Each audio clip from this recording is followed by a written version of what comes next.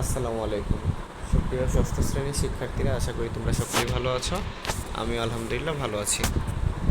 শিক্ষার্থীরা, আগামী 20 তারিখ তোমাদের 20/7/2024 তারিখে তোমাদের ডিজিটাল প্রযুক্তি মূল্যায়ন রয়েছে। সেই ডিজিটাল প্রযুক্তির মূল্যায়নের প্রথম নমুনা সাজেশনমূলক ক্লাস, যেই জিনিসগুলো তোমরা মুখস্থ করবা, যেই জিনিসগুলো তোমরা বুঝে বুঝে শিখে যাবা, সেই জিনিসগুলো নিয়ে প্রথমে আলোচনা করবো। একদম বেসিক ক্লাস আজকে। তো প্রথম ক্লাসে আমরা শিখব তথ্য কাকে বলে এবং তথ্যের বৈশিষ্ট্য।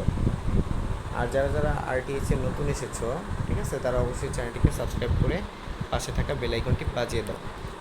সো তথ্য তথ্য কাকে বলে আমরা এটা শিখব।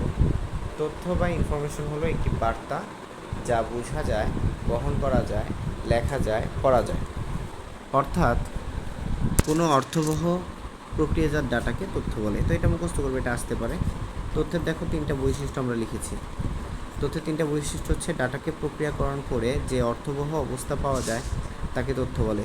তথ্য হলো প্রক্রিয়াকরণের পরের অবস্থা, যা কম্পিউটারে আউটপুট হিসেবে ব্যবহৃত হয়।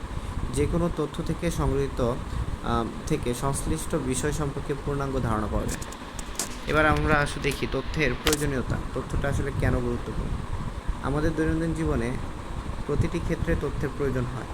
ঘুম থেকে উঠে ঘড়ির সময় দেখে থেকে শুরু করে ঘুমাতে যাওয়ার আগ পর্যন্ত এবং পরের দিন বিদ্যালয়ে আসার প্রস্তুতি হিসেবে ব্যাগ গোছানোর সময়ে সেশন রুটিন দেখে নেওয়া তথা সব সময়ই তথ্যের প্রয়োজন হয়। দৈনন্দিন জীবনের প্রতিটি মুহূর্তে আমাদের ছোট বড় সিদ্ধান্ত নিতে হয়। এই সিদ্ধান্ত গ্রহণের জন্য তথ্যের প্রয়োজনীয়তা অনেক বেশি। এরপর দেখো তথ্যের পরে তথ্যের উৎস, মানে আমরা কোথা থেকে তথ্য পেতে পারি। সো আরেকটা টপিক, আরেকটা কন্টেন্ট, এটা মুখস্থ করবো, তথ্যের উৎস। তো দেখো তথ্যের উৎস আমরা কোথা থেকে তথ্য পেতে পারি, খেয়াল করো। সো তথ্যের উৎস হচ্ছে কি? প্রাথমিক উৎস হলো তথ্যের মূল উৎস। তাহলে এরপর দেখো উৎসকে 2 ভাগে ভাগ করা যায়। একটা হচ্ছে মানবীয় উৎস, একটা হচ্ছে জড় উৎস। দেখো মানবীয় উৎস হলো যখন কোনো মানুষ সক্রিয়ভাবে তথ্য দেয়। জড় উৎস হলো যখন নিজের সক্রিয়ভাবে পর্যবেক্ষণ করে। এরপরে দেখো আমরা শিখব যে মানবীয় উৎসগুলো বিভিন্ন রকম হতে পারে, যথা বিশেষজ্ঞ, অভিজ্ঞতা ব্যক্তি, তারপর হচ্ছে প্রত্যক্ষদর্শী। তোমরা ব্যাখ্যাগুলো একটু নিজেরা পড়ে নিও, লিখে নিও। এগুলো সুন্দর করে তোমরা নোট করো, যার যা নোট করা হয়ে যাবে ডান লিখে দিও। আরেকটা কথা, এগুলো কিন্তু সাজেশন, এগুলো কিন্তু বেসিক, এগুলো তোমাদের মুখস্থ করতে হবে। যেহেতু 20 তারিখে পরীক্ষা, আগামীকাল 16, সো 16, 17, 18 আমরা তোমাদেরকে কী দিব? তোমাদেরকে আমরা সাজেশন দিব। আর 19 তারিখে গিয়ে আমরা তোমাদেরকে রিয়েল যে কোশ্চেনটা আছে, আমি বলছি 19 তারিখ সন্ধ্যায় তোমাদেরকে রিয়েল কোশ্চেনটা প্রোভাইড করবো। সো শিক্ষার্থী বন্ধুরা, দেখো এবার অভিজ্ঞ ব্যক্তি, তারপর হচ্ছে বিশেষজ্ঞ, তারপর হচ্ছে প্রত্যক্ষদর্শী, এরপরে দেখো ভুক্তভোগী। ঠিক আছে, এগুলো কারা? এগুলো হচ্ছে অবশ্যই তোমরা মনে রাখবা যে মানবীয় উৎসগুলো যে বিভিন্ন রকম হতে পারে তার উদাহরণ। এবার আমরা দেখব জরিপ করতে বা সংবাদ প্রস্তুত করার জন্য 2ভাবে তথ্য বিশ্লেষণ করা যায়। একটা হচ্ছে প্রাথমিক উৎস বা মূল উৎস থেকে তথ্য বিশ্লেষণ করা যায়। কোনো বিশেষ উদ্দেশ্য বা গবেষণার জন্য অনুসন্ধানের ক্ষেত্রে বা তথ্য বিশ্বের প্রতিটি অবস্থান থেকে সরাসরি যে তথ্য সংগ্রহ করা হয় তাকে প্রাথমিক তথ্য বলে। আর মাধ্যমিক তথ্য হচ্ছে কি? মাধ্যমিক উৎস কি বা পরোক্ষ উৎস কি? যেই তথ্য পরোক্ষ উৎস থেকে, যেমন কোনো তথ্য কোনো প্রতিষ্ঠান কর্তৃক সংগৃহীত হওয়ার পর সেখান থেকে সংগ্রহ করা হয় বা কোনো প্রকাশনা থেকে সংগ্রহ করা হয়, তাকে মাধ্যমিক উৎস বলে। এবার আসো আমরা দেখি সার্চ ইঞ্জিন কি। খুবই গুরুত্বপূর্ণ। সার্চ ইঞ্জিন কি? সার্চ ইঞ্জিন হলো এমন এক ধরনের মাধ্যম যার সাহায্যে ইন্টারনেটে থাকা সব তথ্য থেকে আমরা প্রয়োজনীয় তথ্যগুলো পেতে পারি। ইন্টারনেট যখন কোনো তথ্য কী বলছে দেখো সার্চ করা হয়, তখন search engine crore crore web page থেকে বাছাই করে তথ্যটি খুঁজে দেয়। সবচেয়ে পরিচিত সার্চ ইঞ্জিন হলো গুগল, যেটাতে আমরা সবাই যাই। তারপর হচ্ছে বিং, তারপর হচ্ছে দেখো আরও কিছু সব ইয়ার কথা বলা আছে, সার্চ ইঞ্জিনের কথা বলা আছে। এবার সার্চ ইঞ্জিনের ধরন দেখো। সার্চ ইঞ্জিনের ধরন মূলত 4 প্রকার। এই একটা, এই একটা, এই একটা, এই একটা। সো এই একটা আমাদের সার্চ ইঞ্জিন।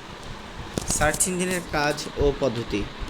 আমরা যখন কোনো কিছু জানার জন্য সার্চ ইঞ্জিনে সার্চ করি, তখন সার্চ করা কিওয়ার্ডটি কোনো ওয়েবসাইটের টাইটেল, তারপর হচ্ছে ডেসক্রিপশন, কন্টেন্ট ইত্যাদির সাথে ম্যাচ করবে, তখন সেই ওয়েবসাইটগুলো সার্চ ইঞ্জিনের রেজাল্ট পেজে দেখানো হয়। সার্চ করা কিওয়ার্ড এর সাথে ওয়েবসাইটের কন্টেন্টের মিল থাকলেই ওয়েবসাইটগুলো সার্চ ইঞ্জিনের রেজাল্ট পেজে দেখা যায়। এবার দেখো কিওয়ার্ডটা আসলে কি, মেন কিওয়ার্ড বা মেন ওয়ার্ডটা কি বলছে। কিওয়ার্ড হচ্ছে এক প্রকারের আইডিয়া এবং টপিক, কি বলছে দেখো, যা একটি কন্টেন্ট সম্পর্কে ধারণা দিয়ে থাকে। একজন ইউজার গুগলে বা সার্চ ইঞ্জিনে যে সমস্ত শব্দ বা শব্দগুচ্ছ লিখে থাকে তাকেই কিওয়ার্ড বলে। সো এই সংজ্ঞাটা মুখস্থ করে নিও, কিওয়ার্ড কাকে বলে।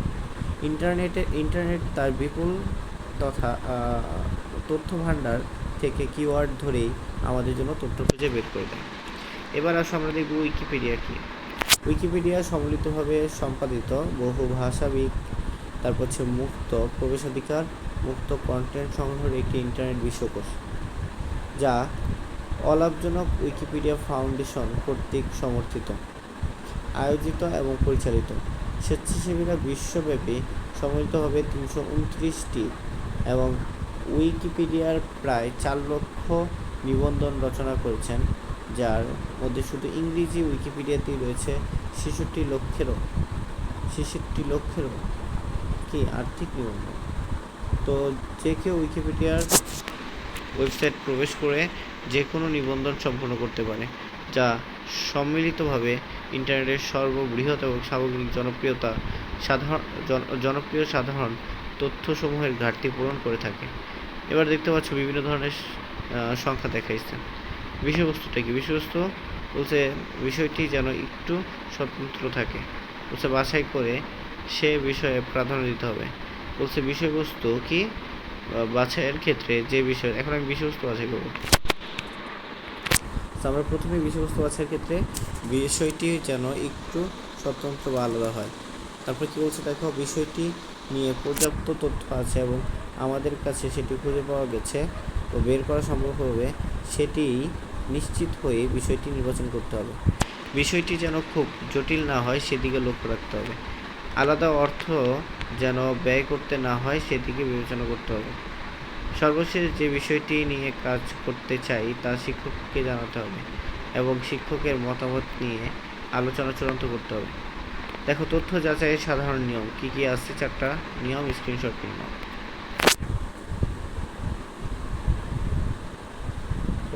তারপরে দেখো তোমরা স্ক্রিনশট নেওয়ার পরে তোমরা এখান থেকে তাহলে এই জিনিসগুলো পেলে। সো তোমাদের এই ছিল আজকের ক্লাস। মূলত নেক্সট ভিডিওতে দেখা হবে। সবাই সুস্থ থাকো, ভালো থাকো, আল্লাহ হাফিজ।